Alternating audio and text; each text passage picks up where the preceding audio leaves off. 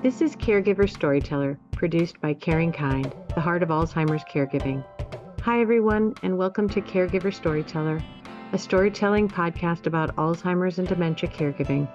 I'm Dr. Ann Kenny, and I'll be interviewing caregivers to get their stories about Alzheimer's and dementia caregiving. Occasionally, I'll also interview authors, advocates, researchers, healthcare professionals, and people with Alzheimer's and dementia to hear their stories too. So are you ready? Here we go. So welcome to another session of Caregiver Storyteller. Today we have Olivia Cohen from CaringKind. She is the Director of Early Stage and Engagement Programming.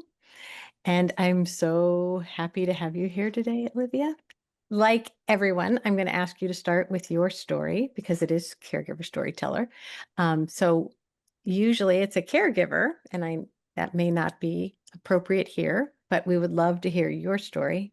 And then I cannot wait to dive into all the things that you do at CaringKind to help people living with early cognitive loss and their families cope. So start, please, your story. Well, I'm so happy to be here. Thank you so much for having me. And yeah, there's so much to talk about today. I'm so excited, but I will start with my story. Um, so I think if I kind of take a journey back into where my story began, my story began with music. I'm a music therapist by background and a licensed creative arts therapist. And what got me into music was I grew up in a family. My father's side is very musical. My grandmother used to sing to me all the time, and my father. And at some point in my life, my mother realized maybe this is something we should get her involved in terms of voice lessons, and that's where it all began. And from that, I was in voice lessons and choirs and musical theater and all of the things, and went to Frank Sinatra School of Performing Arts. That was very exciting. And when along with that, my mother comes from a healthcare background. She is a nurse, and she worked in many different healthcare settings. And so the act of being around others and helping others was just instilled with me. My mother always brought me to work with her, and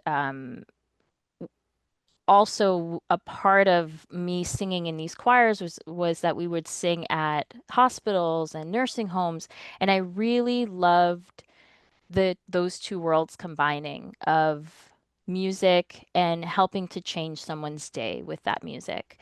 And that stayed with me my whole life from a very young age. My mother very much supported that. And after high school ended, I became that time to look at colleges, and I found happened to come across a school that had a music therapy program, and I had no idea what music therapy was. I just saw it on the board, but it made sense to me in that moment. I said, I think this is me. And Mm. and that was it. And I went to school for music therapy, and I remember my mother telling me, as originally I had worked with children, young ages, and I remember my mom telling me that you're going to love working with adults and older adults, because she had worked in a long-term care community as one of her first jobs as a nurse. And it wasn't until I went into that work myself that I found it. I found my place. And so I ended up working in a long-term care community in the Bronx for 12 years. I became the assistant director of therapeutic arts and enrichment programs, and worked with people with all different kinds of abilities, and really used music to help support memory on our Mhm. memory care neighborhoods that were there. And then after that, my next step was with Caring Kind and coming and joining the team to be the director of early stage and engagement services. And it's been so amazing to work with folks across the whole continuum of the journey, from first getting the diagnosis and being able to be there for them help them navigate that and their family members, and help find and connect them to programs and services so that they can really start to build a community of others who are having a shared lived experience. So that's my story a little bit, and Okay. now I'm Yes. here. And what I love about, I mean, I love the story, how the music and that your family is so embedded in music and that that has just become part of your caring, the way that you care. Um, but what you do at Caring Kind is unique to many organizations, in that you focus on early stage. So what's the magic formula there? How do you do that? How do you make that sing? Yeah. I think what's been really helpful is these partnerships with healthcare providers out in the community. A lot of times, what happens is that people get a diagnosis. Here's your diagnosis, and it's life-changing news. Mhm. Um, and here's your diagnosis. Here's some medication, maybe some pamphlets of information, and I'll see you in 6 months. And so, what are people to do in that gap of time? um, the providers that we work with help refer their folks, their patients to us to help get them into programs and services as soon as possible. And so a lot of people will ask, what does early stage mean? And that is the earlier stages of the diagnosis. And it also doesn't mean that we don't provide services along the whole continuum of all the stage of the diagnosis. I think that's important for people. It's an entry point. Mhm. We start really early with folks, getting them connected, building a social network for them, helping support the family member, and we have a really great, and I'm very proud of this, a really great continuum of those services that can match a program to the person's needs at each stage of not only the stage wise of the diagnosis with dementia, but also the emotional needs that they may have at each point, because Right. that'll be different for each person. Right. Their development in acceptance of the Yes. diagnosis or in coming to grips with what's happening to them.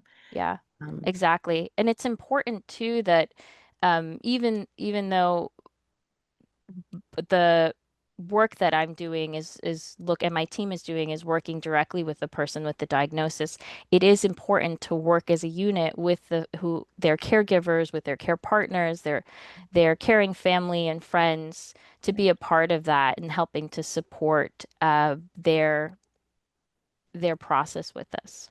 right. I mean, I think that is one of the keys when you get a diagnosis. Um, One of the first pieces of advice that many people hear, whether it be from their doctor or someone like you, is to start to build your team. And of course, the care partner is that first person on the team.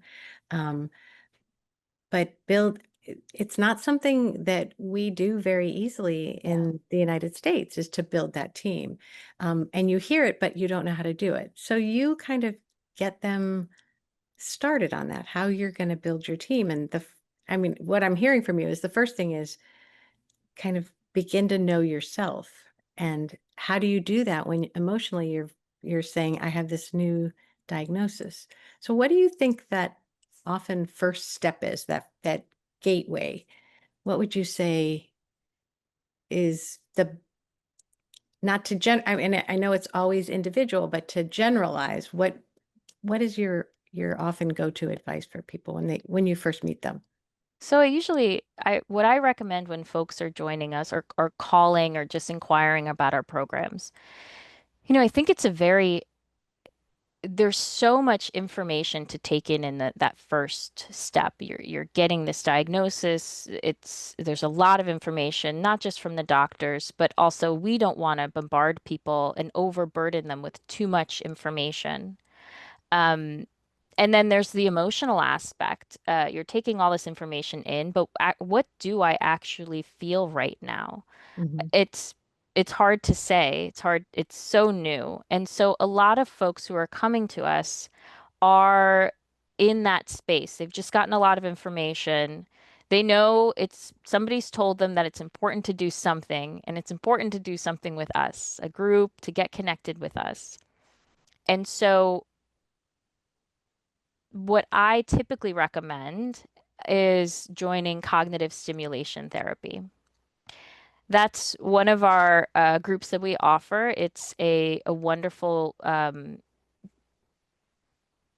program that was created by Amy Spector over Hmm. 20 years ago in the UK, that puts a number of helpful interventions all packed into one, that really help support the cognitive changes, help activate and stimulate parts of the short-term memory, long-term memory, um, and this idea of incorporating new thoughts, ideas, and opinion, because then we're really stimulating thinking. And so that's helping cognition.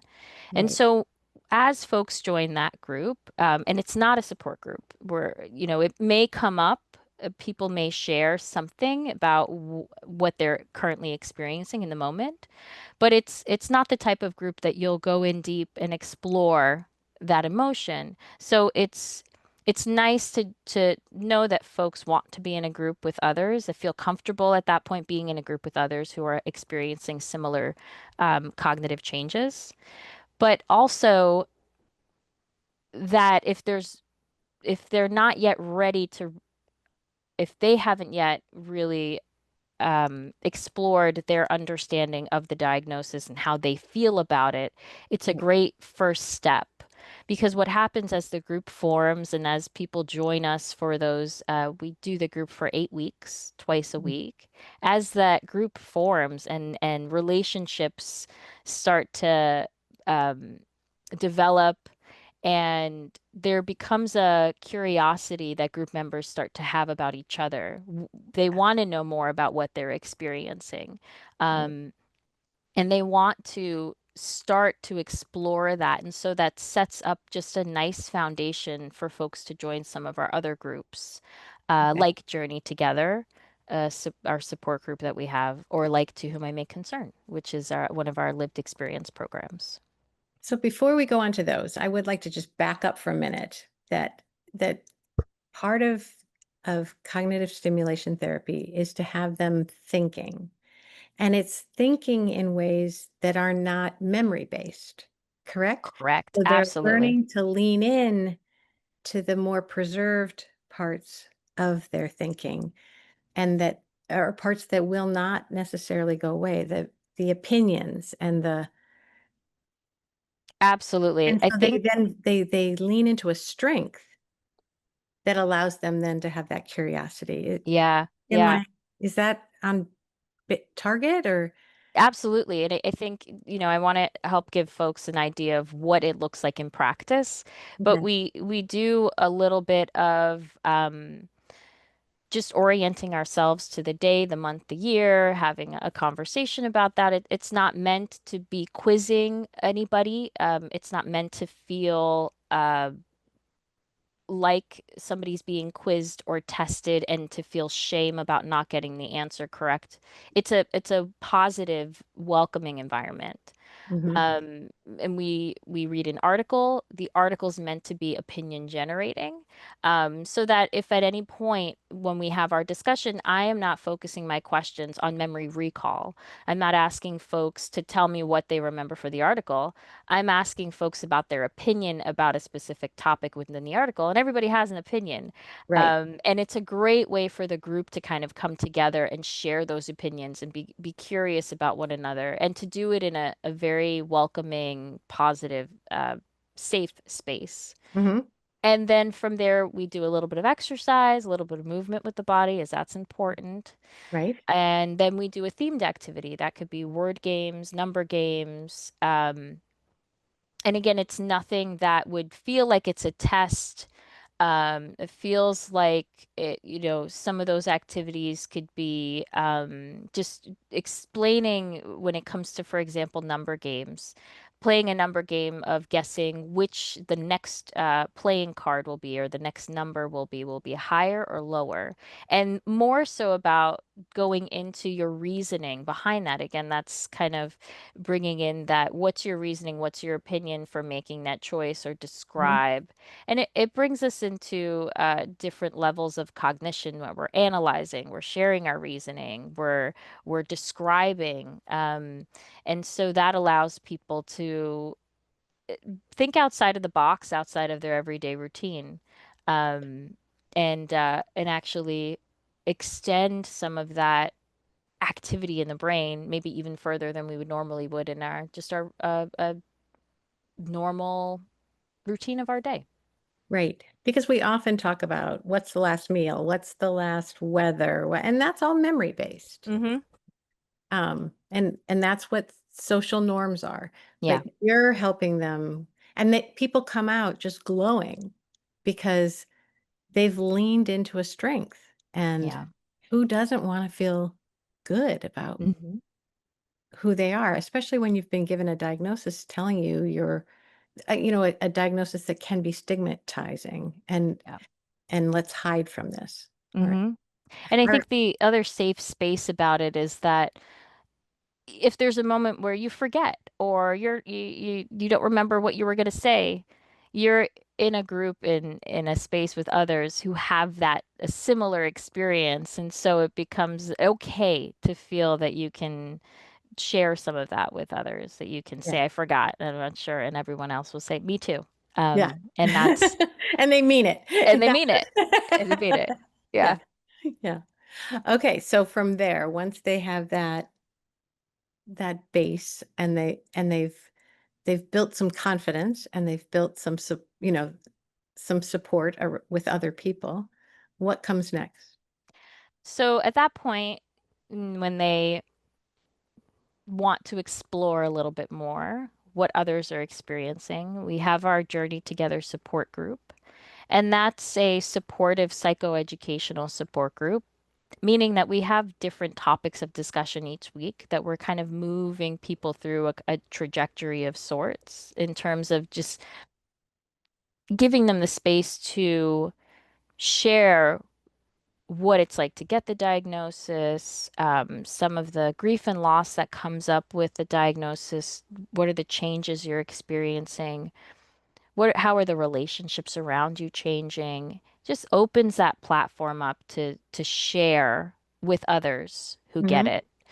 And then kind of brings the group towards the last couple of sessions into a place of finding resource, finding community, and recognizing and naming those things. Because I Hmm. think sometimes um, we may have those resources, but to really identify them and name them and know when we need to call on them is really important. So that group Right. kind of brings us in that direction. So that you can start exploring it. Maybe I don't need this now, but here's where I might need it down the road. So Exactly. not just here's a resource, but oh, let's talk about how that would actually be incorporated into my own life, Exactly. like, and the person next to me, and and those nuanced differences, but so they don't have to be living it yet, but they can see where it might be beneficial.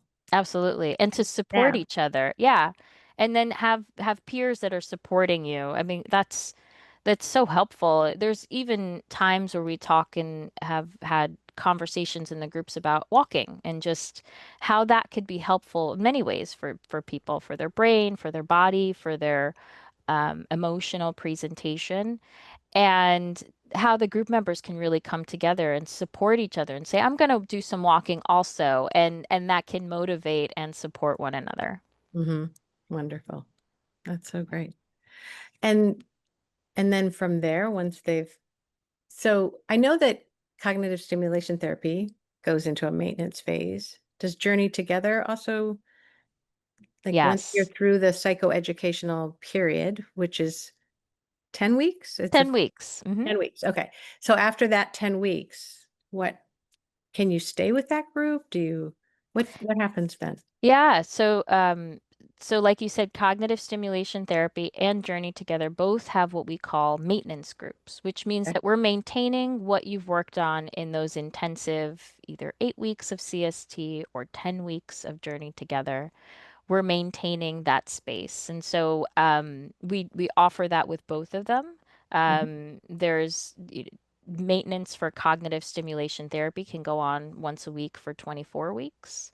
Wow. Yeah, so it really becomes a part in people's routine, and they can stay in that for as many rounds as as the group feels beneficial to them. Okay. Um, and then Journey Together becomes a twice a month meeting, check-in, an emotional check-in for folks. Okay. And so that really helps kind of keep them anchored to those programs that they started with. Nice. All Yeah. right. And so they've they've built friends, they've built community, they have both kind of stimulation support or emotional support. And just you talked about to whom I may concern. Is there more that comes?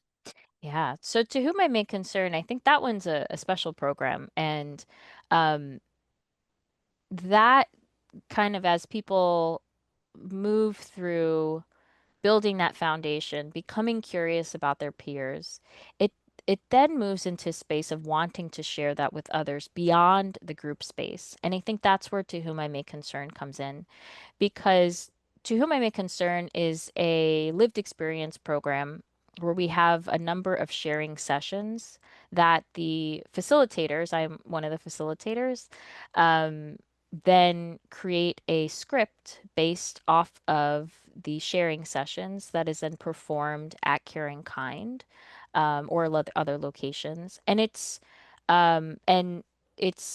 performed in front of invited friends, family, and professionals. And so that's really taking the experience of sharing what it's like to live with these changes, cognitive changes and memory loss with others beyond just your group members, with the public. And so it brings in an act of advocacy too, to Hmm. share what that experience was like to, for example, receive the diagnosis and sit in the other chair, or to note the changes that you've noticed in your everyday routine and how you've had to adapt to that, or sometimes even sharing things with family members that they haven't heard before, or hearing it in that moment it's incredibly moving. And one of the pieces of that program during the performance is we put cards on all of the chairs, all of the audience chairs. And before we begin the performance, we ask the audience to write down three things that come to mind when they think of cognitive change or memory loss. Hmm. And then they write it down, and then we have the performance. And after the performance finishes, we ask them to turn the cards over and we restate the question, what are three words that come up when you think of cognitive change and memory loss? And almost uh, all of the time, those words change from negative to positive. And by hearing the lived experience of the participants in the group sharing their stories, it changes their words and their what they thought it would be, Right. and actually expands it. It doesn't necessarily mean that the negative words go away, Right. but that uh, maybe that there's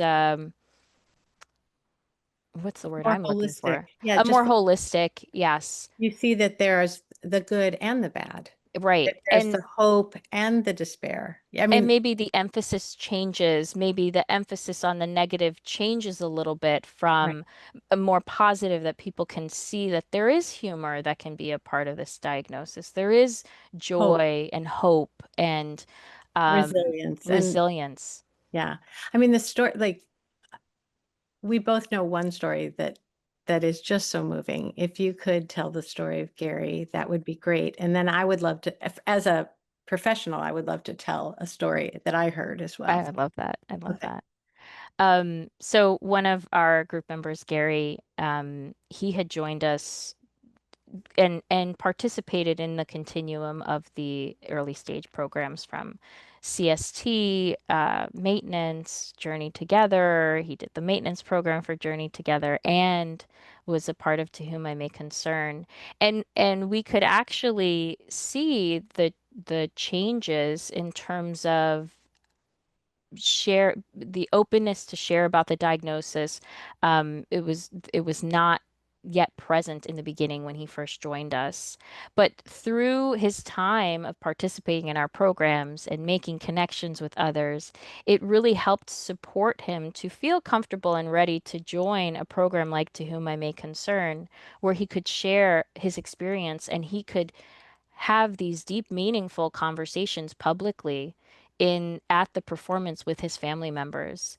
And it was a beautiful example of, what I have been trying to, I think, in this moment today with you, Anne, of articulating that, seeing it in practice, in actually having a person share with their family members, with others. And then after the performance came back and introduced the next round of To Whom I May Concern, just shows that there's support all along the journey, for folks to again meet that need where they are. So maybe for him in the beginning, it wasn't as easy for him to come to terms with the diagnosis, to share about it, but with time and with the support of the programs and the facilitators matching the emotional process needs along the way, we got to a very beautiful place of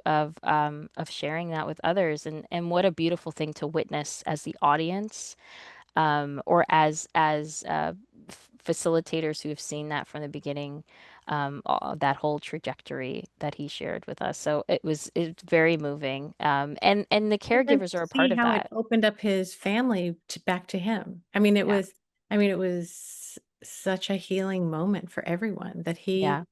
could acknowledge his tenderness around this diagnosis and how much he cared for his wife and his kids, and it was just it was so beautiful. Yeah. It was really beautiful. And um it it really just brings everything full circle. Like I said, that the programs for early stage are for the person with the diagnosis. They're the ones in the groups, they're the ones in the programs. But there is like a parallel process that's happening along with the caregivers. They're participating in groups for themselves, but there's also other things that are going on. They're, coming to groups, they're dropping their loved ones off, they're helping remind them of their programs. They're kind of getting connected with other caregivers while their person is in a group, Right. and then they make connections on their own. And so there is a parallel process that happens. And so to be a part of that with To Whom I May Concern, and see that, and to bear witness to it and receive the story, right from their words, and have the message, it's a beautiful thing to witness. Yeah. And it's very powerful for professionals as well. I remember in one of the programs that I co-facilitated, there was a woman in the audience who was a physician and was a geriatric physician. And she said, I've been practicing for 40 years and I thought I understood this disease. And I thought I understood the people that I was caring for with this disease. And she goes, this has opened my eyes so much more, and it will change how I practice medicine. Um, and and that was, from the mouth and the words of the people living with early stage disease, Yeah. saying, I think please treat me differently. Please, this is my experience, and I would like a little bit more. And it's so powerful. and I think one of the beautiful things about To Whom I May Concern is we don't really realize the ripple effects of that program.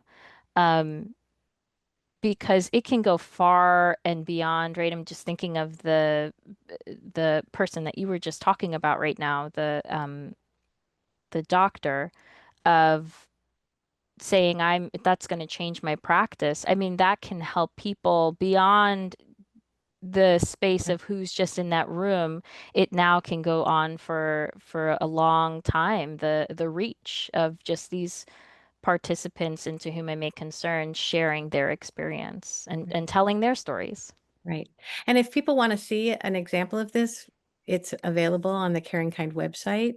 Um, Absolutely. We have all of our previous recordings on there. And so I do recommend to keep some tissues nearby yes. because it is, it's all of the feelings. Like I said, it's all of the words. It's a holistic view. It's all of the feelings with it as well. So you'll have humor and joy, and there are a lot of funny moments in it, I will say, in Yep. all of the performances. And each group that we've had is so different, and so unique, and each has their special twist in terms Yeah. of their stories that they tell and how it comes together. And just and then the cohesion among the actors or the performers is Yeah, so beautiful. And it so is.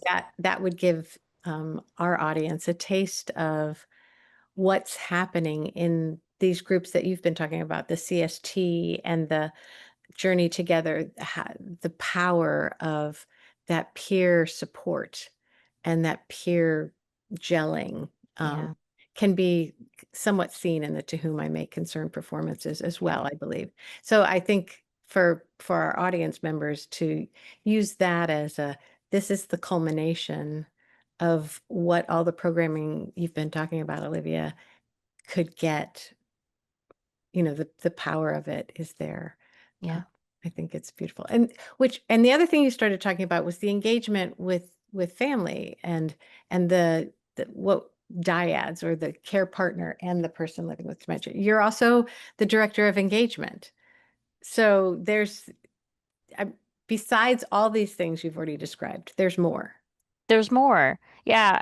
And I think, our engagement programs are meant for the dyad, meaning the person with the diagnosis and their families, friends, whoever wants to participate. But it's about creating an opportunity for a shared experience Mhm. that takes people outside of the caregiving roles. Because if we just bring a medium in of some kind, an opportunity for meaningful, dignified engagement that both can participate in and have an opportunity to engage in something that takes their mind off of who's being cared for and who is being cared by. Um, that helps support the relationship. I think a lot of times what happens, or what we can see happen, is that those most intimate relationships can feel the most strained Mhm. during the those moments of tension, when it comes to caregiving. And so having an opportunity to participate in a movement group together or an art program together, or attend a concert, and just enjoy the music together, though that can really help change the dynamic. And what we see a lot of times is that it softens any tension, and it allows people to it actually opens up for more opportunities for further deeper connection. So um, those programs are really important, and they can support people along the whole journey of the diagnosis,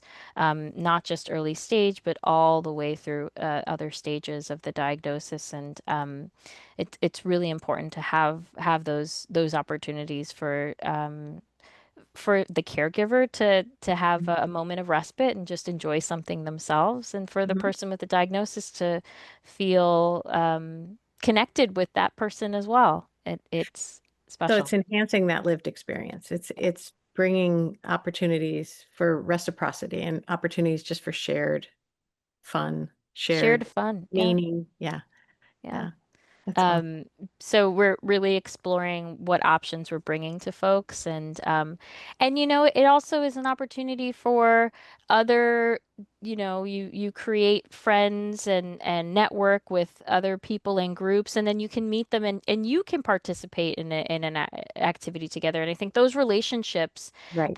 that create community, not just for the person with the diagnosis, but the caregiver, and having an opportunity for everyone. Let's all are you going to that event together? I'll Right. come too. And now, Right. now you're building your social network, as a whole, because Right. what changes is a lot of times for people is that their friends or people they've known for a really long time aren't sure how to interact anymore because this is feels different for them if they don't have someone in their lives who they're caring for with the diagnosis. And Right. so to have a similar lived experience of other caregivers, other people with a diagnosis that all get it coming to the same space together is it's a really supportive environment. That's wonderful. So, yet another example of, it's the right care at the right time. So, early engagement as you kind of go through the continuum. What's next? I mean, you've described kind of this pathway that you've built a pathway, and it's amazing what you've done in just a short period of time building this early stage. You and the whole team building Yeah. early stage programming. What's your next step? What's coming down the road? So, we've been multiple things, so many things. Yeah. So we're looking at expanding in very many ways. And one of the first things that we know is very important and very helpful is music. Mhm. Music is a very important part in helping with transitions. It's important for the brain. It's important for our bodies. It helps us connect to other people. There's a reason why they call it the universal language because it meets so many, it speaks across very many different things. And so we're one of the big things that we've talked about is our Connect to Music programs and our Connect to Music initiative. So we are building out what our music offerings are. And so we've currently had a number of different programs. Um, well, we've had a program uh, called With Music in Mind, which we piloted at the Queen's Botanical Gardens, was specifically for the Chinese community, and it was music that was traditional Chinese music for care partners and the person with the diagnosis in a beautiful setting like the Queen's Botanical Gardens. And that's a program that we brought into play. We also started a Musical Segue, which is a music therapy group that I started virtually and have been leading once a week. And so that group is very fun to do, a virtual group. It becomes a wonderful song share. We incorporate music, some lyric analysis, but really using music therapy to bring folks together and help support them. Mhm. And then the other piece that we have is we've done some other programs too. We had a Memory Maker studio, and we're looking at ways to incorporate singing groups into our current initiative. So really diving deep into music, and I think what makes it special is that we're weaving music into the very fabric of our programs and services for the person with the diagnosis and the caregiver, and finding all of those ways to really make those connections there. So that's one thing which is very exciting, and me as a music therapist, I'm very excited about that. Mhm. And then the other is our expansion of CST. We're looking to expand and offer satellite programs for CST so that we can expand our reach and creating more opportunities for people to connect to that program. So both of those, both CST and our music programs, will offer satellite offerings so that we can really go out into the communities and connect with people more. That's awesome. That's Yeah. so great. Well, thank you for coming here, telling us all about this, giving so many resources to the people who listen to this podcast. If you had one piece of advice, one take-home message, what would that be?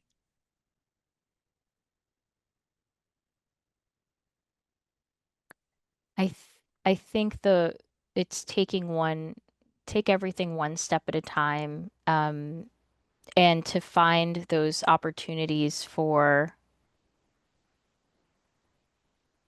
self-care for yourself, Mhm. um, in those beginning stages when there's so much information, and even as time moves and things become more challenging, I think making sure that caregivers are filling their well, and giving themselves the space that they need and the support that they need for themselves sometimes, and the person with the diagnosis as well. There's so much information coming in, and how can we take care of ourselves? So self-care is really important, and to find those whatever that may look like. I really identifying what that self-care may be is really important, as it looks different for everybody. Right. Um, so uh, taking it one step at a time and connecting to your self-care in these moments, it's important. Okay. And so CaringKind can help by you can go to the website, you can look for all these programs that Olivia's been talking about, or you can just call us Yeah, and we can guide you to the right place on. I mean, sometimes that one step can just seem so overwhelming. So sometimes it's nice to have a person to connect with.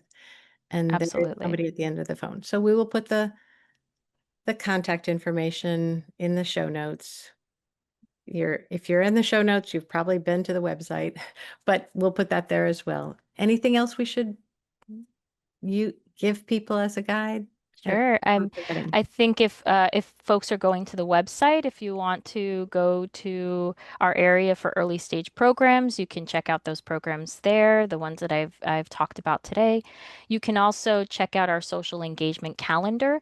What's really great about that, and again, it goes back to, you know, not uh, really trying to help people not feel overwhelmed by all the information. We work with a lot of community partners, different cultural and arts institutions all throughout New York, that are posting their programs on the calendars so that caregivers, if you're looking for those social engagement programs to enjoy and to participate in together, you don't have to go to 17 different websites.